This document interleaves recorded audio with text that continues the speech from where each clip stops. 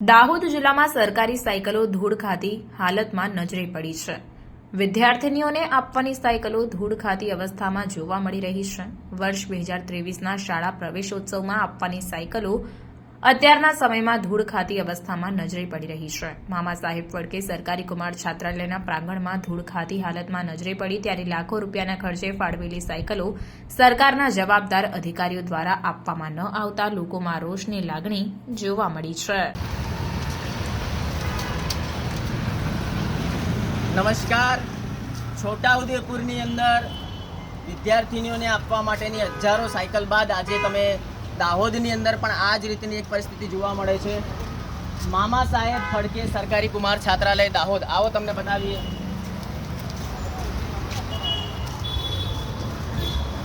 હજારોની સંખ્યામાં આ સાયકલ જુઓ, અહીંયા ધૂળ ખાઈ રહી છે। આ જંગલ જેવું ઘાસ ઉભી નીકળ્યું છે, જ્યાં સુધી તમારી નજર પડે ત્યાં સુધી આ હજારોની સંખ્યામાં સાયકલો છે। આ બાજુ પણ આ સાયકલો પડેલી છે, આ તરફ પણ તમે જુઓ, જ્યાં જુઓ ત્યાં સાયકલો પડેલી છે।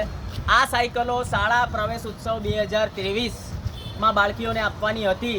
2023નું વર્ષ પણ પતી ગયું, 2024નો શાળા પ્રવેશ ઉત્સવ પણ પતી ગયો, છતાં પણ આ હજારોની સંખ્યામાં જે આ સાયકલ છે, આ સાયકલો હવે આપવાને લાયક પણ રહી નથી, બિલકુલ ભંગાર પરિસ્થિતિની અંદર આવી ગઈ છે। દાહોદ શહેરની અંદર મુખ્ય માર્ગની ઉપર ITIની બાજુમાં જ કલેક્ટરશ્રીનું નિવાસ પણ છે। તો આજે અમે આ મીડિયાના માધ્યમથી ગુજરાત રાજ્યના મુખ્યમંત્રીશ્રીને એક રજૂઆત કરવા માંગીએ છીએ કે સાહેબ, આ હજારોની સંખ્યામાં સાયકલ તમે જુઓ કે જેની અંદર ઘાસ પણ એટલું મોટું થઈ ગયું છે। અહીંયાના સ્થાનિક લોકોને પૂછતા જાણવા મળ્યું છે કે લગભગ 2 વર્ષ કરતાં વધુ સમયથી આ સાયકલો અહીંયા પડી છે। તો આ સાયકલો અહીંયા શા માટે પડી છે? આ સાયકલોને વિતરણ શા માટે નથી કરવામાં આવ્યું?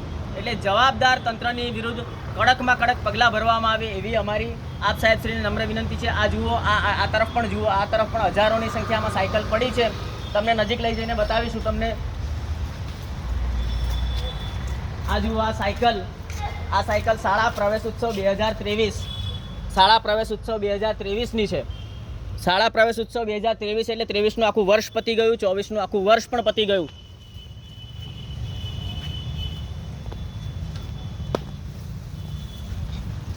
એટલે માનનીય મુખ્યમંત્રી સાહેબ, આદિવાસી વિસ્તારની અંદર આદિવાસી વિદ્યાર્થીનીઓ સારું શિક્ષણ મેળવે, 8મું ધોરણ પાસ કરી અને 9મા ધોરણમાં પોતાના ગામમાં શાળાની વ્યવસ્થા ન હોય તો અન્ય ગામમાં જવું પડતું હોય છે, તો એમને આવવા જવાની વ્યવસ્થાના ભાગરૂપે આ સાયકલો આપવાની હોય છે।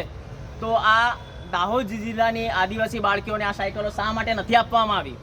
એટલે આ સાયકલો વિતરણની જેની જવાબદારી હોય એ જવાબદાર અધિકારીને કડકમાં કડક સજા થાય અને આટલું મોટું નુકસાન જનતાના ટેક્સના પૈસાથી થયું છે, આદિવાસી સમાજની ગ્રાન્ટનું જે આટલું મોટું નુકસાન થયું છે, આ નુકસાન શા માટે થયું છે અને કોના પ્રતાપે થયું છે?